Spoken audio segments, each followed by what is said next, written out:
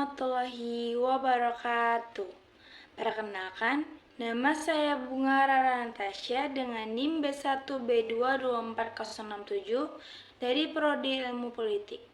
Sebelumnya, terima kasih kepada dosen pengampu pada mata kuliah ini, Bapak Hatta Abdi Muhammad SIP MIMP. Baiklah, di sini saya akan menyampaikan materi teori politik tentang salah satu masalah krusial di Indonesia yang dapat dikaitkan dengan konsep keadilan utilitarisme, yaitu adalah ketimpangan akses terhadap layanan kesehatan, terutama antara wilayah perkotaan dan pedesaan, atau antara kelompok masyarakat berpenghasilan tinggi dan rendah. Di Indonesia, meskipun telah ada upaya pemerintah melalui Program Jaminan Kesehatan Nasional atau yang disebut JKN yang dikelola oleh BPJS Kesehatan, masih banyak masyarakat terutama di daerah terpencil yang kesulitan mengakses fasilitas kesehatan yang memadai. Fasilitas kesehatan seperti rumah sakit, puskesmas, tenaga medis, dan obat-obatan seringkali terkonsentrasi di kota besar. Sementara di daerah terpencil, infrastruktur kesehatan masih sangat terbatas. Akibatnya, angka kematian ibu, bayi, dan prevalensi penyakit menular masih tinggi di daerah tersebut. Dikaitkan dengan utilitarisme sebagai teori etika yang dikembangkan oleh Jeremy Bentham dan John Stuart Mill, menekankan bahwa tindakan yang baik adalah tindakan yang menghasilkan kebahagiaan atau manfaat terbesar bagi sebanyak-banyaknya orang, the greatest happiness for the greatest number. Dalam konteks ketimpangan layanan kesehatan,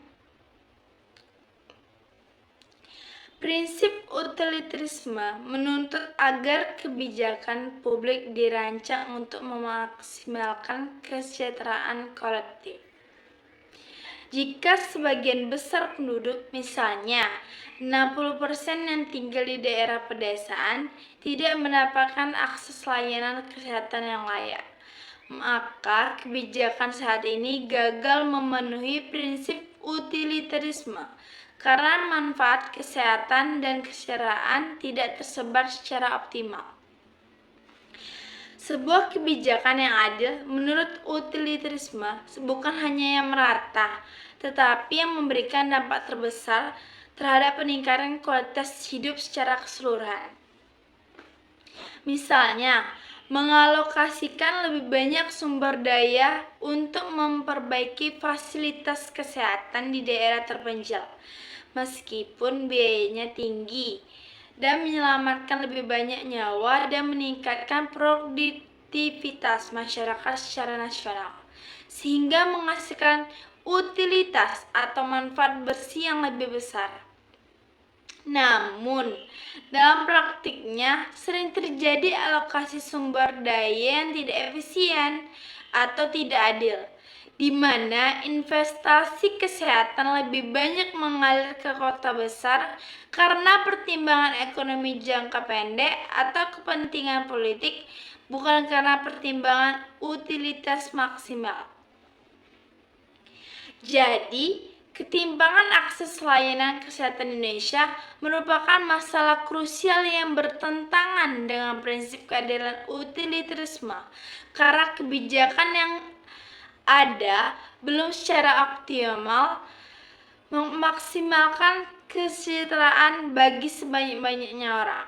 Untuk mencapai keadilan utilitaristik, pemerintah perlu mengutamakan distribusi sumber daya kesehatan yang lebih merata dan berkeadilan, terutama ke daerah yang paling membutuhkan, sehingga manfaat sosial atau kesehatan, produktivitas atau kualitas hidup dapat dirasakan oleh mayoritas rakyat Indonesia. Selanjutnya, saya akan menjelaskan tentang liberalisme dan libertarisme, dua aliran pemikiran politik dan filosofis yang sering berkaitan namun memiliki perbedaan yang mendasar dalam prinsip dan penerapannya. 1. Liberalisme. Liberalisme adalah paham politik dan ekonomi yang menekankan kebebasan individu, hak asasi manusia, dan persamaan depan hukum serta pemerintahan yang terbatas dan bertanggung jawab. Liberalisme berkembang sejak abad pencerahan Enlightenment di Eropa dengan tokoh-tokoh seperti John Locke, Immanuel Kant, dan John Stuart Mill. Ciri-ciri utama liberalisme: kebebasan individu. Setiap orang berhak menentukan kehidupannya selama tidak merugikan orang lain. Hak asasi manusia. Hak hidup, kebebasan berpendapat, beragama, dan kepemilikan dianggap suci. Pemerintahan demokratis. Kekuasaan berasal dari rakyat dengan sistem checks and balance. Ekonomi pasar. Mendukung ekonomi kapitalis tetapi menerima peran negara dalam mengatur pasar untuk melindungi masyarakat, terutama dalam liberalisme modern atau sosial. Keadilan sosial atau dalam liberalisme sosial, negara boleh campur tangan untuk mengurangi ketimpangan dan menyediakan layanan dasar seperti pendidikan dan kesehatan. Jenis-jenis liberalisme. 1. Liberalisme klasik. Fokusnya pada kebebasan individu dan minimalis peran negara. Contohnya Adam Smith dan John Locke. Negara hanya berperan sebagai penjaga malam atau night watchman state. Kedua, liberalisme sosial atau modern. Menerima peran aktif negara dalam menciptakan kesetaraan kesempatan. Mendukung kesejahteraan social welfare state. Contoh, John Rawls dengan konsep keadilan sebagai fairness. Kedua, libertarianisme. Libertarianisme adalah paham yang mengutamakan kebebasan individu secara ekstrim, dengan penolakan hampir total terhadap intervensi negara dalam kehidupan pribadi maupun ekonomi. Libertarianisme bisa dilihat sebagai versi radikal dan liberalisme klasik. Ciri-ciri utama libertarisme adalah 1. Kebebasan mutlak individu. Selama tidak memaksa atau merugikan orang lain, setiap tindakan pribadi dianggap sah. Hak kepemilikan pribadi sangat dijunjung tinggi. Menolak hampir semua bentuk pajak dan regulasi pemerintah. Menentang negara kesejahteraan atau welfare state. Bantuan sosial dianggap sebagai paksaan terhadap warga negara lain.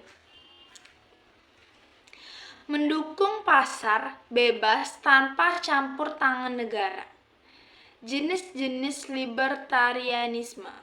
Libertarianisme minarkis atau minarchism masih menerima negara dalam bentuk minimal, hanya untuk keamanan, penegakan hukum, dan pertahanan negara atau penjaga malam yang sangat terbatas. Kedua, anarko-kapitalisme atau anarko-kapitalis. Menolak keberadaan negara sama sekali. Semua layanan, termasuk keamanan dan keadilan, disediakan oleh sektor swasta melalui pasar bebas. Tokoh utamanya yaitu Robert Nozick atau dalam bukunya Anarchy State dan Utopia. Ayn Rand atau meski ia menolak label libertarian, pemikirannya sangat memengaruhi aliran ini. Murray Rothbard. Dan baiklah, sekian Sekian, terima kasih. Itu saja yang dapat saya sampaikan dalam video ini. Lebih kurang saya minta maaf. Wassalamualaikum warahmatullahi wabarakatuh.